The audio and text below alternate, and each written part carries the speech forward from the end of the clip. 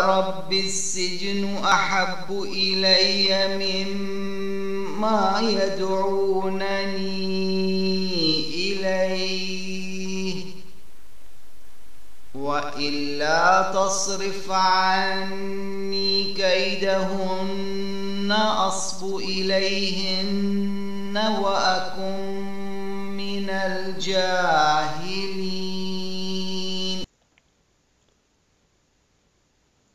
Er sprach: O mein Herr, mir ist Gefängnis lieber als das, wozu sie mich einladen, und wenn du nicht ihre List von mir abwendest, so könnte ich mich ihnen zuneigen und der Törichten einer sein.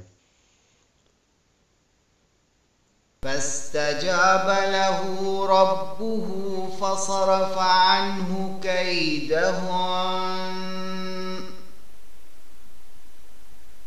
إنه هو السميع العليم.